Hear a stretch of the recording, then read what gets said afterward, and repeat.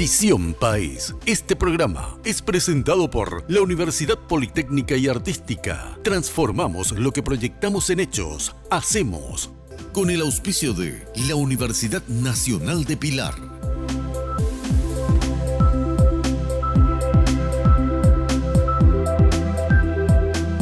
Bienvenidos a Visión País, buenas noches. Hoy queremos analizar con ustedes la situación en la que se encuentran las universidades tanto públicas como privadas en Paraguay. La crisis, por cierto, se instaló como para no irse, parece, en el ámbito universitario. De eso estaremos hablando y analizando durante el desarrollo de nuestro programa. Nos acompaña, hoy en Visión País, la ingeniera Rocío Robledo. Ella es experta en calidad de la educación superior. Muy buenas noches, ingeniera Rocío, gracias por haber aceptado la invitación. Muy buenas noches, Francisco, muy buenas noches al panel. Cecilia, un gusto estar aquí. También nos acompaña hoy en Visión País la licenciada Cecilia Buick. Ella es docente e investigadora politóloga y una conocida luchadora en época de estudiantes cuando cumplió ese rol y hoy como docente. Muy buenas noches, licenciada, y gracias por haber aceptado la invitación. Un gusto, Francisco, a los compañeros del panel y a toda la audiencia para compartir un poco sobre este tema tan fundamental. Saludamos a nuestros panelistas. Bienvenida, Karina. Buenas noches, Francisco. Buenas noches a nuestras invitadas y a Juan Pablo. Buenas noches, Juan Pablo. Francisco, nuestros invitados, Karina y nuestra querida teleaudiencia.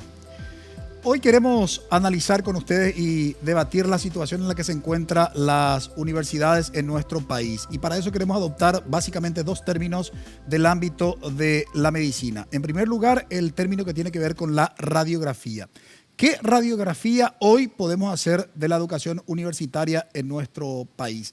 La crisis se instala inmediatamente, incluso con una nueva legislación, cuando se creyó que con la legislación, con la Ley de Educación Superior, se iba a solucionar todos los problemas. Es lo que los críticos y teóricos llaman el institucionalismo mágico, creer que con una ley se va a resolver y transformar una realidad tan compleja como es el ámbito precisamente de la educación universitaria. Y preferimos utilizar el concepto de educación universitaria y no el de educación superior porque creemos que la educación universitaria debe tener un tratamiento particular dentro del ámbito o dentro del concepto de la educación superior que abarca también la figura de otras instituciones. En este contexto, el tema de la radiografía, el primer término de la medicina que queremos justamente aplicar en la explicación introductoria hoy de nuestro programa. Esta radiografía, les decía, comienza, si vamos a hacerlo con la nueva legislación, la Ley 4995 de Educación Superior, comienza precisamente con la intervención de una universidad pública, la Universidad Nacional Villarrica del Espíritu Santo, conocida por su sigla UNVES, por parte del órgano rector. Posteriormente hay otra intervención, que es el de la Universidad Nacional de Pilar, otra universidad pública, y una tercera decisión del órgano rector CONES, que es la intervención de la Universidad Nacional de Asunción, donde finalmente no se concretó dicha intervención porque los propios estudiantes, durante la crisis del año 2015, por falta de credibilidad por parte o hacia este órgano rector, no permitió que el interventor y su equipo ingresara hasta el campus. Se suma posteriormente también la intervención de varias universidades de gestión privada. En el caso de la UNA, comienza en el año 2015, continúa la problemática. Recuerden que el año pasado, cuántos meses de huelga se tuvo en la Facultad de Ingeniería. Aún no se resolvió el nuevo estatuto precisamente de la Universidad Nacional de Asunción. Se suma este año la crisis dentro de una de las universidades emblemáticas de gestión privada, como el caso de la Universidad Católica Nuestra Señora de Asunción, 45 días de toma de una de sus unidades académicas, donde también funciona otra unidad académica, o sea, dos unidades académicas en realidad, la Facultad de Filosofía y Ciencias Humanas y la Facultad de Derecho y Ciencias, la Facultad de Ciencias Jurídicas en realidad y Diplomática, donde funciona la carrera de Derecho y donde también funciona el rectorado de dicha universidad. El órgano rector no se pronunció. 45 días de toma y reitero, no se pronunció el órgano rector. Y fueron incapaces los directivos de la Universidad Católica en solucionar dicha crisis. Imagínense de dónde se solucionó y en qué lugar se solucionó la crisis de la Universidad Católica. Se solucionó en la sede de la Fiscalía General del Estado, ¿verdad? Y se solucionó con la mediación de la Fiscalía. Realmente esta es la radiografía y, por cierto, bastante crítica en la que se encuentra precisamente la educación universitaria en nuestro país. Y el otro término del ámbito de la medicina que queremos utilizar es que, efectivamente, de nuestro parecer, la educación universitaria en Paraguay se encuentra en terapia intensiva. Adelanto, no comparto básicamente la política de evaluación, de medición del Foro Económico Mundial en lo que hace al tema de la competitividad en el ámbito de la educación superior universitaria. Pero no deja de ser preocupante que estemos ubicados en el lugar 137 de 139 países. Es un dato que llama poderosamente la atención. Porque por un lado, si no compartimos con los indicadores y la política de medición del Foro Económico Mundial, que solamente apunta a la formación universitaria para el mercado laboral, hoy las universidades tampoco preparan para su inserción al mercado laboral. Si vamos a considerar la identidad propia de la Universidad Latinoamericana, que es que las universidades deben responder a su contexto, contribuir y coadyuvar para el desarrollo del país, tampoco las universidades están cumpliendo, las universidades paraguayas, digo bien, está cumpliendo con esa misión. Por cierto, estamos en terapia intensiva. ¿Podemos salir de la terapia intensiva o el próximo paso será la aplicación de la distanasia? ¿Qué es la distanasia? Un concepto de la bioética que significa prolongar la vida, ¿verdad? En situaciones extremas. ¿Es esto lo que esperan las universidades o realmente podemos pasar de la terapia intensiva a la terapia intermedia y finalmente alguna vez que nos puedan dar de alta y salir de esa situación? De eso estaremos hablando durante el desarrollo de nuestro programa. Le invitamos que nos acompañen. Brevísima pausa.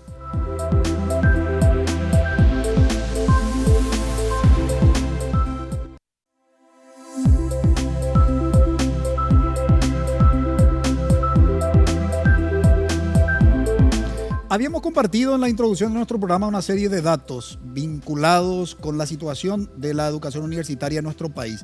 Quiero sumar dos más. El caso de los 116 postulantes a la carrera de Ingeniería de la Universidad Nacional de Asunción que cumplieron con el requisito establecido para el examen de ingreso y que por falta de presupuesto la universidad no les puede recibir. Ausencia total del Estado en el ámbito de la educación universitaria pública. Y por supuesto, la crisis de la UNA, dijimos en la introducción de nuestro programa que aún continúa. Y como evidencia de eso, nuevamente hubo una toma de una de las unidades académicas de la Escuela de Ciencias Sociales y Políticas, dependiente de la Facultad de Derecho, que los estudiantes revelados precisamente lo que están reclamando es muy legítimo, ¿no? Y sin embargo, ya están imputados por la Fiscalía. Y alguna vez tenemos que hablar del perfil de los estudiantes de Derecho, ¿no? Porque lo que últimamente están manifestando, el caso de la Católica y el caso nuevamente de la UNA en situación de crisis, realmente, y decir lamentable es quedar corto. ¿De qué se habla en las aulas de las facultades de Derecho, en las universidades paraguayas? Es un tema interesante que alguna vez tenemos que comenzar a discutir. Bien, pero traslademos la pregunta a nuestros invitados. Ingeniera Rocío Robledo, una primera radiografía de cómo está la situación de la educación universitaria y cuáles serían las razones, según tu parecer.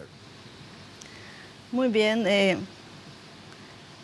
Me asustaste un poco con eso de la terapia intensiva con tu introducción, Francisco. ¿Por qué? Pero digamos que esto tiene una historia ya desarrollada que viene un poco también de todo lo que es el ordenamiento legal de la educación universitaria en el país. La ley original, la ley de universidades, la ley 136, que establece un órgano como el Consejo de Universidades.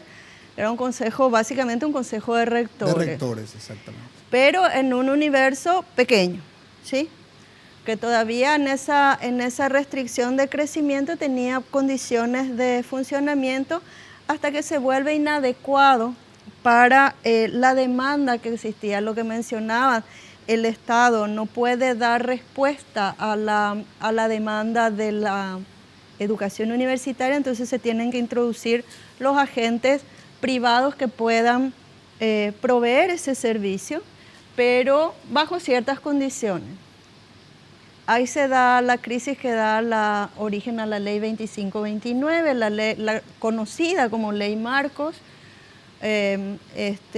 bajo la cual se abre una posibilidad de habilitación casi sin control de las instituciones. Digo casi sin control porque algunas instituciones siguieron pasando por el Consejo de Universidades para su revisión, pero la mayoría respondió más a un oportunismo político de tener la propia universidad, bueno, todos los chistes que aparecieron con el tema de las universidades como un negocio más.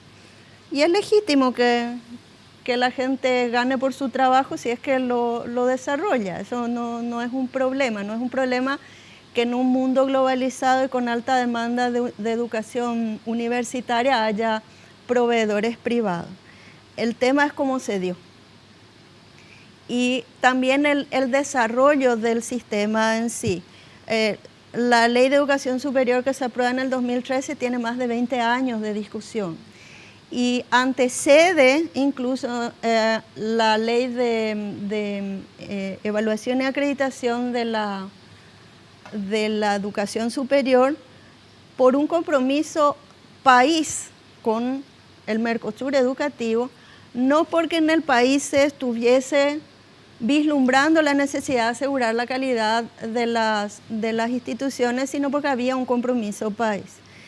En el año 2000, cuando se llevan a cabo las discusiones de la ley 2072, que crea el Sistema Nacional de Evaluación y Acreditación, no estaba en la agenda política la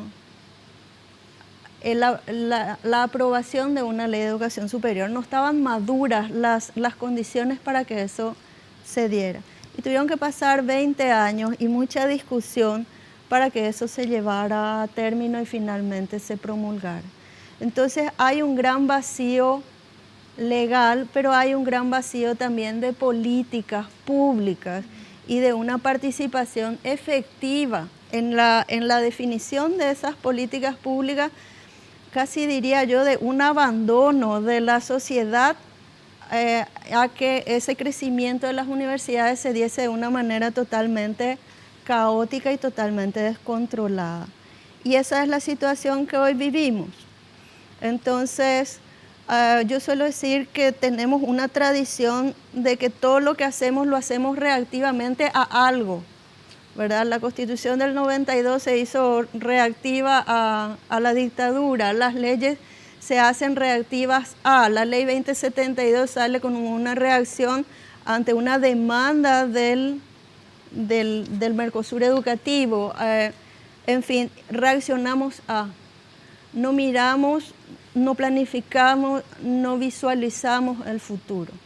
Yo creo que además de todo este desorden regulatorio, digamos, que se podría ver en este proceso de más de 20 años, también hay una ausencia de discusión del modelo de universidad que necesita el país. Por eso tenemos la cantidad de abogados que tenemos. Decías, hay que discutir qué se discute en las aulas de derecho y a lo mejor nada, porque la cantidad que hay a lo mejor no llega a tener oportunidad de discutir, ¿verdad? Y sin embargo hay déficit en áreas fundamentales para el desarrollo del país. Quiero volver en una segunda intervención porque hay cuestiones ahí puntuales sobre lo que me gustaría profundizar, ingeniera, para la licenciada Cecilia Buick. No sé si vas a coincidir conmigo, licenciada, pero yo no veo un relato, por ejemplo, digamos, de universidad pública en Paraguay, digamos. O sea, uno mira las disposiciones legales, las políticas públicas, y no hay una distinción entre universidades públicas y universidades privadas. Me parece que eso podría ser como un primer, digamos, un dato que no es menor, digamos, a tener en cuenta. Y por otro lado, el tema de la figura del estudiantado en todo este proceso, digamos, de búsqueda, de consolidación de nuestro sistema universitario. ¿Cuál es tu parecer? Nosotros tenemos un problema todavía de cultura nacional y de mirada cortoplacista, como decía Rocío, de que cuando nos aparecen los salpullidos en la piel o cuando tenemos fiebre o cuando ya algo se está rompiendo en nuestro cuerpo, ahí recién empezamos a darnos cuenta que estamos enfermos. Sin embargo, cualquier síntoma que aparece como la fiebre o los salpullidos tiene una causa y un origen que se estuvo gestando por mucho tiempo hasta que se exprese. Entonces, yo no creo que la crisis de la universidad haya empezado con un Anotecalles en el 2015, en el 2016 y con la movilización de la UCA en el 2017. Al contrario, esas expresiones del movimiento estudiantil muestran que hay una crisis mucho más profunda que viene de hace mucho tiempo y son, paradójicamente a que se las denomine crisis, los procesos que permiten resolver esa crisis que se gesta hace tiempo. Porque ¿cómo vamos a darnos cuenta que estamos enfermos si no nos hacemos la radiografía? Y en este caso necesitamos tomografía y un montón de otros estudios más de fondo. Y sobre todo si no atacamos las causas, ¿no? Entonces, para mí la oportunidad de la movilización estudiantil y todo el auge que se viene dando, donde tenemos que comprenderla a su vez con toda la movilización secundaria, que también es un auge histórico que estamos viviendo, sumamente positivo para el país, que únicamente cuando la ciudadanía se empodera para poder impulsar no solamente las críticas, sino las propuestas para resolver esa crisis que está criticando, es donde vamos a tener una salida, ¿no? Entonces, a mí me parece, y cambiaría ya el término, yo no veo que estemos en una crisis de la universidad en las movilizaciones, sino estamos con la posibilidad histórica de empezar a resolver una crisis que mucho tiempo atrás se estuvo gestando, ¿no? Y ahí podemos mirar varios datos, ¿no? Yo coincido con lo que decía la ingeniera Rocío en mirar el proceso del marco legislativo, ¿no? Que tiene que ver, por otro lado, con la matrícula universitaria. ¿Cuál es el cambio de una matrícula universitaria que antes de la llamada Ley Marcos, que permite una ampliación mucho más grande de la mercantilización en la educación, teníamos una matrícula de 100.000 universitarias y universitarios, más o menos 50%, 50%. Desde el 2006, con un paso y un salto que nos lleva hoy a tener 54 universidades, de las cuales solo 8 son universidades públicas, tenemos, a los últimos datos oficiales, una matrícula de 80% en universidades privadas y solamente 20% en las públicas. Que otra vez tenemos que colocar en contexto que sigue siendo un acceso de 6 a 7% de la población paraguaya a la universidad. Entonces, primero hablamos de un problema de acceso que es fundamental entender las causas de la exclusión y las posibilidades de solución. Pero a su vez tenemos que mirar en la universidad misma qué es lo que estamos formando. Que vos decías, claro, yo también creo que todos los últimos hechos de un grupo de estudiantes de Derecho, porque hay otro grupo que sí busca realmente hacer la justicia y son quienes son imputados, perseguidos y sumariados en sus universidades generalmente. Pero ¿qué es lo que estamos formando en la universidad? ¿No? Y que tiene que ver con una cuestión fundamental que nuestra misma Constitución plantea. La universidad tiene que estar en función a un proyecto de desarrollo nacional, ¿no? Podríamos decir, no hay proyecto de universidad y no hay proyecto de país. Sin embargo, filosóficamente la nada no existe, no siempre hay algo. Entonces, ¿cuál es el proyecto de país? Que como decía el gran Ubaldo Chamorro, podemos hablar en la educación de un currículum oculto. Bueno, ¿cuál es el currículum oculto en la educación universitaria? Que a su vez tiene un vínculo directo con el proyecto oculto de país, que esta misma universidad, hoy en crisis y reproductora del país que tenemos, está manteniendo y gestando, ¿no? Quiero volver sobre ese tema.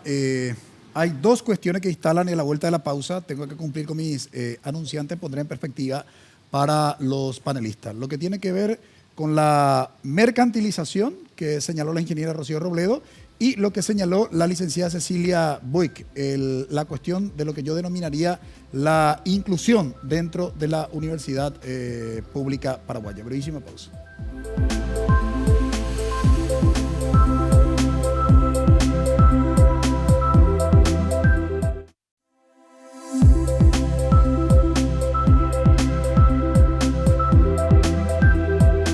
Decíamos antes de ir a la pausa en el bloque anterior que hay dos cuestiones que quiero que quiero poner en perspectiva para los panelistas. La cuestión de la mercantilización de la educación superior. En varias ocasiones señalamos aquí un Estado ausente, pero no solamente un Estado ausente, sino hoy yo miro algunos artículos de la Ley de Adecuación Fiscal y encuentro la redacción institución de educación superior con fines de lucro. Es decir, el propio Estado, a través de una ley de la nación, ¿no?, crea la figura de la institución de educación superior con fines de lucro. Entonces no podemos simplemente apelar a la voluntad individual de la filantropía de la gente que invierte en el ámbito de la educación superior. Un primer dato que me parece que no es menor. Y la otra cuestión, lo que tiene que ver con la inclusión dentro de la universidad pública. Creo que la semana pasada un clarísimo ejemplo, 116, cumple con el requisito, el mérito académico, entre comillas, exigido, ¿verdad? Y por falta de presupuesto, básicamente no pueden estar oficialmente matriculados. Estoy hablando de los estudiantes de la Facultad de Ingeniería de la Universidad Nacional de Asunción, Karina.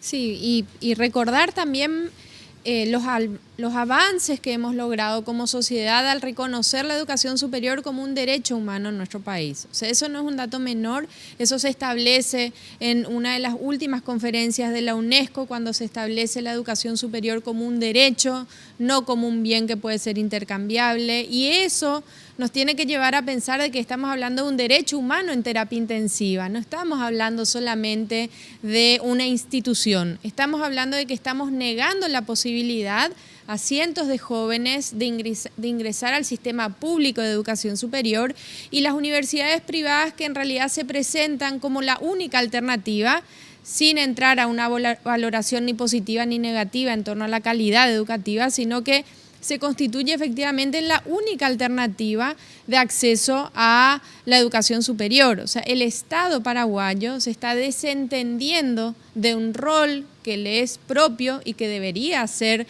garante del derecho de la educación superior, delegando en el sector privado y otra vez reconociendo los eventuales fines lucrativos de esa educación. Entonces, cuando hablamos de la mercantilización de la educación, entender que se está tornando efectivamente en un verdadero negocio, no en una política de Estado que garantice procesos de formación, debates hacia dónde vamos, la calidad en sí, y sobre todo también entender que desde el momento en que se mercantiliza deja de ser algo garantizado por el Estado para todos y se limita a aquellos sectores que efectivamente pueden acceder. Ahora, Juan Pablo, sistemáticamente el Estado paraguayo se desentendió hasta hoy de la educación universitaria en nuestro país. La cuestión del Consejo de Universidades, que pretendía ser un órgano, rector estatal de ese subsistema, de ese nivel educativo, ¿verdad?, integrado básicamente por rectores, que muy bien la ingeniera Rocío Robledo, técnicamente hablando, fue un consejo de rectores, porque estuvo integrado por rectores. Tanto se ha criticado eso en los últimos tiempos que el actual órgano rector, que es el Consejo Nacional de Educación Superior, el CONES, tiene la misma integración, ¿verdad? O sea, es increíble. O somos masoquistas o tenemos básicamente, esa viveza criolla que nos caracteriza también como paraguayos, ¿verdad? O por lo menos a algunos les caracteriza, ¿verdad? A lo que quiero ir. Hay evidencias precisamente de este desentendimiento del Estado. La cuestión de los 116, insisto con eso, ¿verdad?, postulantes que cumplieron con el requisito, ¿verdad? No están diciendo bajar los puntos, sino están diciendo cumplimos con los requisitos, y no puede ser que ahora el Estado nos diga no tenemos básicamente presupuesto. Y la integración del órgano rector, donde yo me pregunto hasta qué punto el CONES representa al Estado paraguayo en el ámbito de la educación, si son gente vinculada directamente con cargos directivos en las instituciones de educación superior. Por lo menos son jueces y partes. Sí. ¿Cómo lo ves? Y en realidad también yo diría que no solamente se ha desentendido la educación superior, sino que se ha desentendido la educación en general en el Paraguay.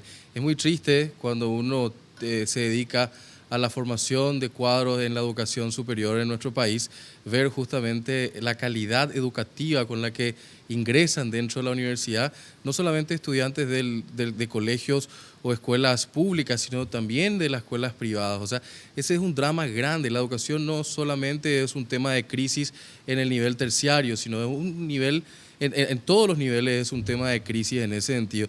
Y lo peor del caso, yo creo, Francisco, porque hiciste mucha referencia hacia la formación de los abogados también en nuestro país.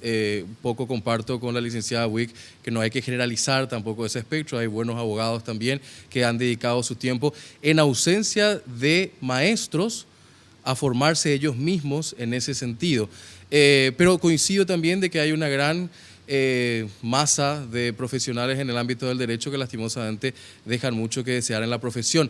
Pero diría que también no es culpa de ellos, sino que también es culpa de esa currícula tan atrasada, tan desfasada, no vigente, que va un poco de la mano con lo que dicen nuestras invitadas el día de hoy. O sea, ¿qué clase de educación queremos para el país? Esa educación productiva, esa educación del siglo XXI que nos va a llevar a ser un país como hay ejemplos en el mundo, Finlandia, Singapur, o sea, que han apostado a la educación y que han salido de estados de pobreza mucho peor que la que tenemos nosotros actualmente, que tomando un poco un golpe de timón vamos a poder en menor tiempo que en esos ejemplos que he mencionado poder superar en ese sentido. Y lo peor del caso, con eso termino, Francisco, a tu referencia que me estabas haciendo, es justamente quién controla el gallinero, en cierta manera, si vale la figura en ese sentido. ¿El zorro está controlando el gallinero? Bien, y realmente como metáfora, interesante, digamos, lo que plantea nuestro panelista Juan Pablo. Ingeniera Rocío Robledo, si tuviéramos que hablar por dónde iniciar un debate sobre la reforma universitaria en Paraguay, porque no hemos instalado, digamos, ese debate tan necesario, yo quiero tomar un punto, lo que hace al tema de los recursos humanos, la figura de los docentes. Mi crítica suele apuntar con un término y suelo decir la docencia universitaria en Paraguay no es una profesión, sino apenas una ocupación, ¿verdad? O sea, digamos, la gente se prepara para en el ámbito de una profesión y después tiene la oportunidad, por A o B motivo, de incursionar en el ámbito de la docencia universitaria. Entonces no hay una carrera, más allá de algunas cuestiones que aparecen en forma estatutaria en cada una de las universidades, que muchos de los casos son endogámicos nuevamente, ¿verdad? Pero digo, ¿cuál es tu opinión acerca de la docencia universitaria en Paraguay como un factor clave, según mi parecer, para debatir uno de los aspectos centrales que hace a la reforma universitaria? Bueno, hay que mirar también históricamente el desarrollo de la universidad en ese sentido, porque es cierto lo que estás afirmando, ¿verdad? O sea, no somos docentes profesionales, sino no somos profesionales que ejercen docencia. A eso se contrapuso últimamente una tradición de didáctica universitaria de muy bajo nivel, a mi juicio. Y ahí, discúlpenme, pero todavía no vi una que pueda cumplir, porque realmente el docente universitario no tiene que tener solamente didáctica, no es PowerPoint nomás lo que tiene que aprender, cómo pasar una transparencia o el tipo de letra que tiene que usar en ella. Se trata de la pedagogía propia, estamos hablando de pedagogía para adultos, estamos hablando de andragogía, estamos hablando además de un estudiantado que ya no es uniforme. En los años, hasta los años 90 podíamos hablar de una tipología de estudiante que llegaba a la universidad. Hoy en día eso no es así. El estudiante que llega a la universidad puede tener cualquier edad, cualquier interés y puede tener perfiles socioeconómicos, culturales muy distintos. Y sentados en un mismo salón de clase, eso implica todo un desafío para el docente que está al frente. Entonces, yo creo que además en este proceso de sobreregulación, que como digo, es reactivo, esto se hace mal, entonces vamos a aplicarle la regla, pero la regla termina cumpliendo el que venía nomás luego cumpliendo la regla, porque el otro no va a cumplir. Es como todo, es como en el tema de tributación, es como en el tema de las reglas de tránsito. Y no discutimos esas cuestiones. Entonces, esa sobreregulación para, si no tenés didáctica universitaria, no podés enseñar en la universidad, a lo que apunta es a la mediocridad, o sea, nivelamos siempre por debajo, ¿verdad? Para que todos entremos, entonces tenemos que bajar el listón. Y se priva de alguna manera a la universidad de tener aquellos maestros que señalaba Juan Pablo, que son personas que por su ciencia y su experiencia pueden aportar de manera significativa. Y ojo, si vamos a hablar de posicionar la universidad para romper el círculo de pobreza, de subdesarrollo que tenemos, no tenemos formas de innovar porque la reglamentación sobre las universidades no lo permite. Ese no es un dato menor que quiero volver sobre eso en una próxima intervención. Licenciada Cecilia, ¿cuáles son los problemas estructurales que vos considerás que tiene que ponerse en perspectiva como parte de un proceso de reforma universitaria? Y quiero agregar este dato del tema de la condición de la didáctica, que yo siempre suelo criticar en mis conferencias, que para mí, en términos de teoría de la ciencia, no existe la didáctica universitaria, por lo mismo que señalaba ya la ingeniera Rocío Robledo, porque no se habla de pedagogía, sino se habla de andragogía cuando hablamos de la educación de los adultos, ¿verdad? Hay una fuerte discusión que no es un dato menor a nivel teórico, ¿verdad? Pero bueno, estamos en ese tipo de discusiones como uno de los requisitos fundamentales para ejercer la docencia en Paraguay, por eso también formulaba esa pregunta. Pero quiero agregar el siguiente dato antes de que haga mención a los problemas estructurales que consideras para instalar la reforma universitaria en Paraguay. Algo peor incluso que el tema de la didáctica. Tengo la lista de gente que está en el cargo de docente investigador en universidades públicas y pregunto cuál es la investigación. Primero, cuál es el mérito para haber accedido al cargo de investigador. Se supone que tienes que ser investigador para acceder al cargo. Y segundo, cuando me pregunto cuál es la producción científica, digamos, ¿no? que amerita el cargo. Pero la pregunta puntual para vos, licenciada, es ¿cuáles son las cuestiones estructurales para instalar la reforma universitaria en Paraguay? Fíjate, Francisco, y toda la audiencia, el año que viene, 2018, se cumplen 100 años de la reforma de Córdoba. Una reforma histórica que marca toda la evaluación y la lucha de la universidad y que planteó puntos centrales. Planteó la autonomía universitaria, planteó la educación laica y la educación diversa, planteó la ciencia como eje central, la producción de conocimiento y la difusión de conocimiento, y planteó el gobierno paritario, ¿no? Que todos los estamentos, la comunidad académica pueda dirigir la educación en función a poder garantizar romper con prácticas autoritarias o prebendarias o sectarias dentro de la universidad, ¿no? Yo siempre me río cuando hablamos, porque el año que viene mucha gente está diciendo, bueno, ¿qué vamos a hacer para celebrar la reforma de Córdoba? Y nosotros en Paraguay, a casi 100 años, estamos intentando llegar a la reforma de Córdoba.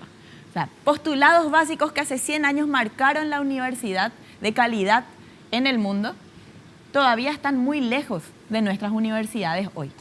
Y no es algo menor, es sumamente preocupante, ¿no? Porque ahí tenemos que mirar y pensar estas dos cosas que van de la mano. No podemos hablar de un proyecto de universidad sin pensar en un proyecto país. Y ahí quiero colocar dos cositas. Por un lado, siempre hay un proyecto país y un proyecto de educación, aunque, como decía antes, no se explicite.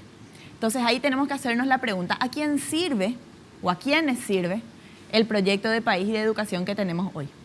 Pero antes de entrar a eso, mirar la contradicción y pensarlo, porque no es una casualidad, sino siempre es una causalidad, ¿no? Me vas a ayudar, creo que hace 2 años sectores del gobierno estaban diciendo desesperados que no teníamos ingenieros en el país, ¿no es cierto? Hace 2 años, así mismo. Hace 2 años, que necesitábamos traer ingenieros de España y de otros países del mundo porque no abastecía la cantidad de ingenieros que existían para el desarrollo infraestructural que quería hacer el gobierno. 2 años después, más de 100 futuros y excelentes ingenieros que tienen el puntaje para ingresar son excluidos por un recorte presupuestario que te muestra cuáles son realmente los intereses. Y pueden ser más, porque tenemos casi 900 postulantes a medicina anualmente, cuando solamente se da presupuesto de entrada para 100. Y otras carreras que no tienen una regulación de cuántas personas pueden ingresar y tienen mayor presupuesto. Entonces, lo que aparentemente es una anarquía en el ámbito universitario, de no pensar qué cantidad de profesionales, y de vuelta, de este 7% de la población que llega a la universidad y que otra vez solamente 1/3 termina, ¿no? No hay un proyecto de qué profesionales necesitamos porque no hay un proyecto de desarrollo nacional. Hoy hay un proyecto de atraso nacional o de status quo, de mantener las cosas tal cual son. Porque si no, no solamente se iba a buscar la forma de ampliar los presupuestos para formar más y más profesionales en áreas estratégicas como infraestructura, como agronomía, medio ambiente, sino que se iban a crear carreras fundamentales en relación a nuestros recursos naturales principales. Y vamos al caso. ¿Cuál es nuestra principal fuente de riqueza natural, de energía natural hoy? La energía hidroeléctrica, ¿no? Somos una potencia y tenemos solamente en un primer mapeo 200 puntos dentro de los ríos internos en Paraguay donde podemos instalar pequeñas y medianas hidroeléctricas. Y no hay una carrera que forme a nuestros ingenieros hidroeléctricos para potenciar este recurso estratégico nacional. Entonces, si no tenemos una educación que piense el proyecto de desarrollo nacional, tenemos una educación que está pensando el atraso nacional, ¿no? Y eso me parece fundamental porque no es casualidad, sino que beneficia a sectores económicos y políticos de poder que hace unos años se dieron cuenta que también tener sus propias universidades era parte de ese lucro y de ese negocio de quienes hoy controlan el poder en nuestro país. Pero que es súper necesario que esa radiografía hagamos, porque si no discutimos en abstracto, ¿no? Y todos quedamos bien porque discutimos como si no hubiesen intereses que realmente están hoy día sosteniendo esta mediocridad y esta falacia de la educación universitaria, que no es educación de calidad. Y necesitamos pensar seriamente en eso, ¿no? Así mismo. Y no es, y cierro con esto, y tampoco es casualidad que cuando hay un movimiento estudiantil y docente que con fuerza empieza a cuestionar la dirección de la educación, el proyecto educativo, ¿qué sucede? Se judicializa, se criminaliza, se persigue.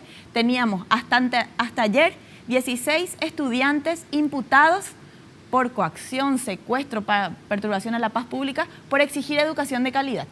Que ayer, con un pedido de imputación de 18 más, crece a más del doble. Entonces hay una persecución a quienes quieren colocar y quienes queremos colocar esta discusión.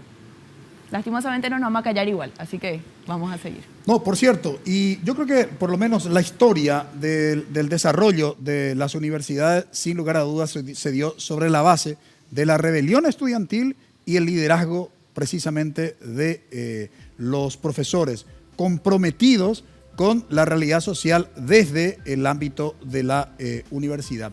Yo siempre suelo señalar antes de ir al corte, para mí realmente el artículo 79 de la Constitución se redactó de manera maravillosa para referirse primero a la finalidad de las universidades. Formación profesional, bueno, todos lo hacen, es de calidad, no es de calidad, podemos discutir. Pero la segunda y la tercera finalidad, quiero poner en perspectiva. Investigación científica y tecnológica y extensión universitaria.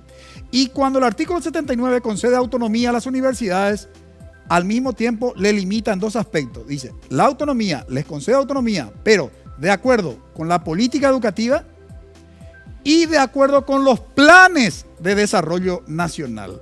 Realmente excelente la redacción. De ahí a la realidad es lo que vamos a hablar a la vuelta de la pausa.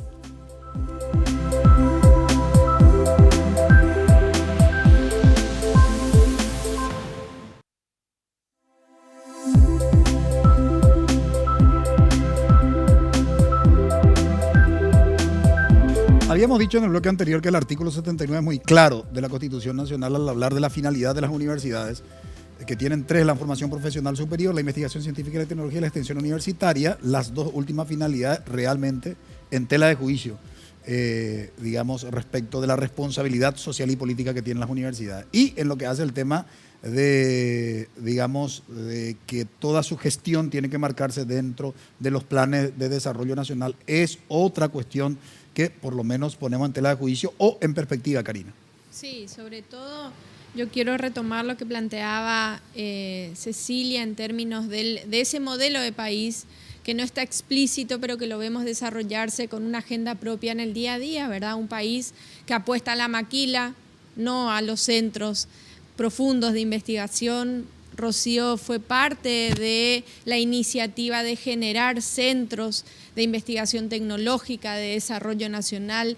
O sea, estamos viendo un modelo al que efectivamente la educación le es útil en tanto y en cuanto pueda reproducir un sistema que nada tiene que ver quizás con lo que uno sueña en términos de lo que uno espera de la educación superior. O sea, nosotros tenemos quizás una visión diferente en cuanto a la expectativa de centros de educación superior, la universidad como un centro de pensamiento nacional que trabaje articuladamente con los gobiernos de turno, que piense las políticas de intervención, que la extensión universitaria esté dirigida a acompañar la implementación de políticas de Estado, o sea, colocarla en el nivel superior que amerita. Hoy estamos hablando de la administración de la educación superior que sencillamente casi pasa por, no quiero generalizar porque tampoco es la realidad, pero sí en la mayoría de los casos se trata por el pasaje por una institución sencillamente para obtener un título que nos da un poquito más de identidad frente a la sociedad. Cada vez menos y cada vez con mayores dudas en torno a la procedencia de esos títulos y a la calidad que esté garantizada cuando uno obtiene ese título.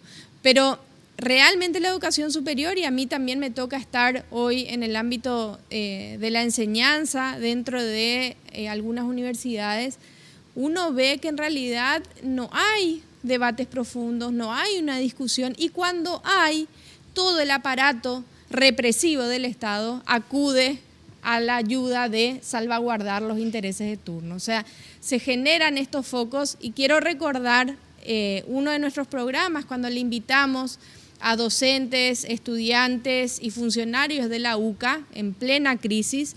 Yo les decía, bienvenida a la crisis, porque en realidad con esa crisis podíamos nosotros destapar una realidad que muchas veces es oculta, que lleva años administrándose y que por suerte, gracias a la iniciativa de algunos sectores, sale a la luz y se coloca como un problema de la sociedad, que termina siendo de la sociedad, no es un problema de los estudiantes de la facultad tal que está en un estado de ocupación o de denuncia o de movilización, sino que estamos hablando de centros de formación de futuros profesionales de la patria que están reclamando mejor educación. O sea, y a esos acude el sistema represivo con el mecanismo de los tiempos modernos que tienen que ver con la promoción de procesos judiciales para apaciguar, para amedrentar, para meter miedo y acallar. Un gran pensador, Boaventura de Sousa Santos, un gran crítico, epistemólogo, Juan Pablo habla de que la universidad de por sí es una institución conservadora y que cuando se plantea dentro de ella ideas revolucionarias es muy difícil llevarla a la práctica porque parte de su identidad es prácticamente ese conservadurismo. Creo que en el caso paraguayo es, digamos, básicamente esa expresión se cumple de manera irrestricta. ¿Cuál es tu análisis al respecto? ¿Por qué crees que hay una resistencia en que las universidades acompañen los grandes debates, las grandes problemáticas, llámele políticas públicas o problemas de carácter social, económico, político de la sociedad paraguaya? Yo creo que se da un poco, y en cierta manera no comparto totalmente, Francisco, con eso, porque vemos el ejemplo de la Universidad Católica, una universidad por costumbre tradicional, muy hermética, pero que al final vemos justamente una revolución como se dio hace poco, y eso es un poco es una cuestión que nos llama mucho la atención. O sea, de una universidad tan conservadora como la Universidad Católica pase una cuestión como esta, es como una excepción, diría yo, en esta regla de lo que estabas planteando en ese sentido. Ahora, perdón, pero ¿quién lo plantea eso? Claro, lo precisamente no estuvo liderado, claro. y por los directivos de la universidad. O sea. No, por supuesto que no, pero sí lo plantea cuadros de docentes, estudiantes, administrativos, y estuvieron con nosotros aquí en el programa. O sea, un poco la comunidad educativa forza o está forzando justamente ese debate que me estabas preguntando también en ese sentido. Y es la única manera, Francisco. Yo digo también otra cuestión que me parece importante destacar, un poco lo que decía Karina, y un poco pensando en esa universidad que a nosotros nos gustaría ver, que tuvimos posibilidad de salir fuera del país, ver universidades de manera mucho más distinta, donde se plantea el tema del debate, y es sorprendente. Hace poco leía un artículo justamente en la Universidad de Oxford, que es una de las primeras universidades en Inglaterra. Su cátedra fundacional ha sido la cátedra oratoria, hablando un poco de la necesidad del debate en ese sentido, Francisco, cosa que nos falta muchísimo a nosotros aquí en el Paraguay, para entender justamente los principios de lo que es debatir, para que a través de ese ejercicio salgan ideas que nos ayuden a mejorar un poco la condición en la cual estamos. Dos cuestiones quiero plantear. Uno, un poco la preocupación en lo que planteaba recién Karina, ese tema de la universidad y que a nosotros que nos toca en cierta manera ir al interior y ejercer el oficio de docente o maestros en el interior, ver que personas utilizan una expresión que hasta a mí me asusta en cierta manera, que es la cuestión de me voy a la universidad porque no tengo nada que hacer en mi casa, entonces en cierta manera utilizo ese tiempo para sumar 1 o 2 títulos más a mi vida. O sea, no lo ven como una cuestión de desarrollo personal, sino juntar papeles para mejorar su condición de vida, como estaba diciendo Karina. Y lo otro que con esto termino un poco esta reflexión, Francisco, creo que todos tenemos que pensar un poco más en algo que a mí en lo particular me está interesando estudiar mucho, que es un poco la idea del control y seguimiento. A lo que decía Cecilia, o sea, estas cuestiones de los salpullidos o la fiebre que nos da y que vemos eso en resultado de las revueltas de los estudiantes, tenemos que dejar eso de lado y trabajar mucho más el concepto del control y seguimiento. Controla estos temas, pero darle un seguimiento para que no quede en el famoso opareí, como utilizamos en criollo paraguayo. ¿Cómo liderar, ingeniera Rocío? Me gustaría la intervención de ustedes, 2 minutos para cada uno, porque se me va el tiempo, lastimosamente. ¿Cómo deberíamos liderar nosotros? Creo que los 5 que estamos acá estamos vinculados de alguna manera, digamos, a las universidades. ¿Por dónde crees que tendríamos que nosotros aportar nuestro granito de arena para generar esos cambios deseados dentro de la universidad?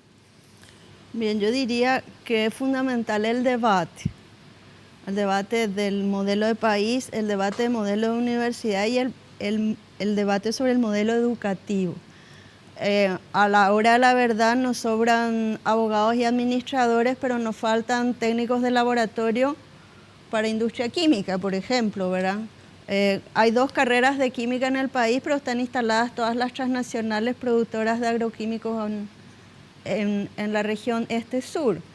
Y no tienen técnicos. Nos tocó recorrer la frontera y el personal que sirve a las empresas, a las inversiones extranjeras que tanto se quieren traer al país, son personas, los técnicos son personas brasileras y argentinas que transitan todo el día la frontera. Los paraguayos que hacen, sirven café, hacen la jardinería y el mantenimiento de esas industrias.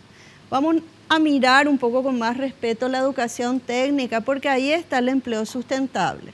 Y vamos a mirar la articulación, educación técnica, educación universitaria, para que la gente llegue a la educación universitaria si tiene el talento y la intención necesaria, no como una ocupación secundaria. De todas maneras, me parece mejor que esté sentado en clase que esté en un bar, por ejemplo, ¿verdad?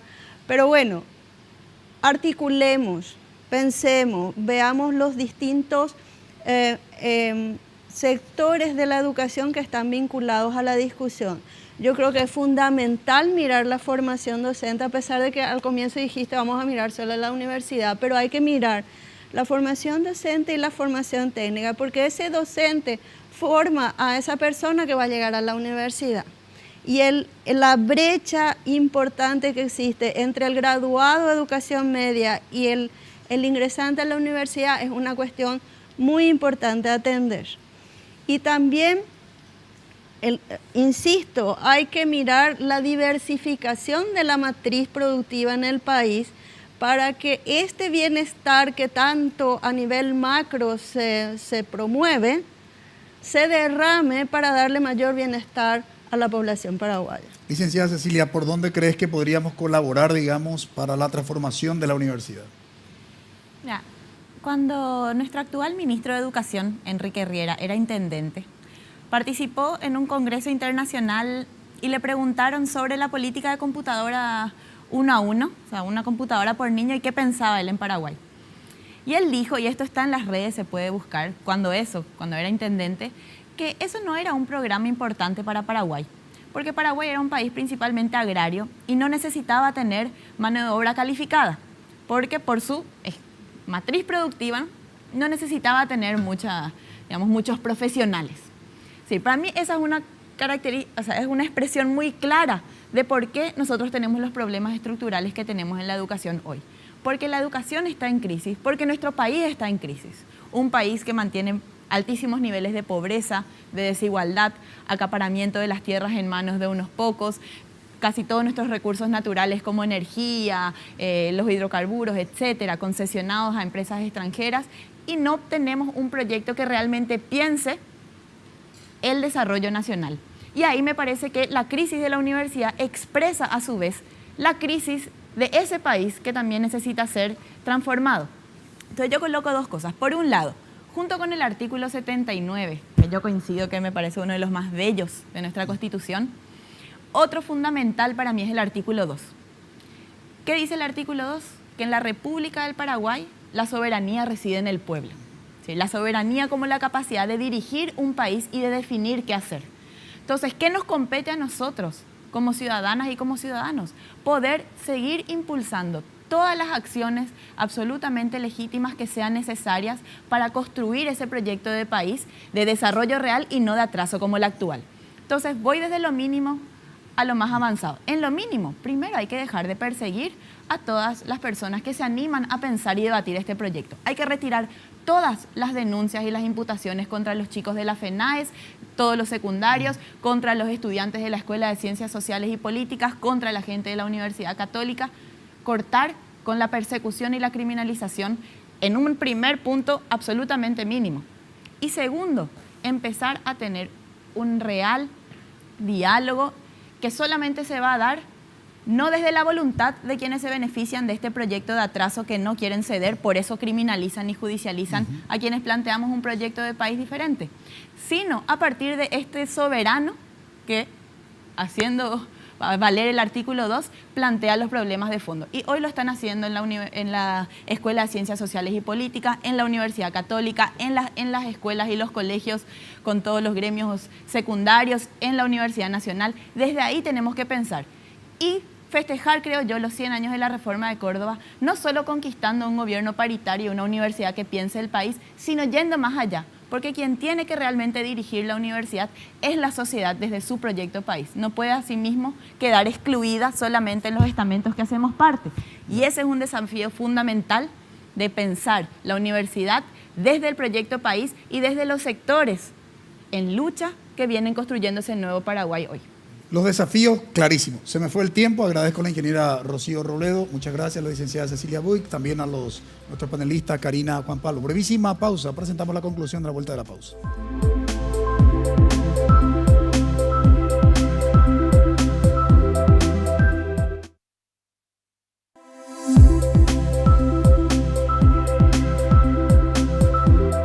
Educación universitaria en terapia intensiva. Paraguay ocupa el lugar 137 de 139. ¿Qué significa eso según el informe del Foro Económico Mundial? Somos el tercer país con la peor educación universitaria a nivel mundial. 116 alumnos de la Facultad de Ingeniería de la Universidad Nacional de Asunción hicieron el puntaje requerido y por problemas presupuestarios no pueden matricularse en dicha unidad académica. La Fiscalía se hace cargo de las universidades, tanto privadas como el caso de la Universidad Católica de Asunción, donde hay un grupo de docentes y de estudiantes que fueron imputados, como también en el ámbito de las universidades públicas. Pero no todo está perdido. El pasado viernes, 90% de acatamiento de los funcionarios administrativos que convocaron a una huelga de la Universidad Católica Nuestra Señora de la Asunción, que podemos considerar como todo un éxito. Es decir, el cambio es posible, pero solo es posible con el liderazgo estudiantil y con el liderazgo de los docentes. Caso contrario, nuestras universidades seguirán presas de la Fiscalía y de un sistema dictatorial que no permite el pensamiento crítico, tanto docentes como estudiantes. Agradecemos su preferencia. Que tengan un buen inicio de semana. Buenas noches.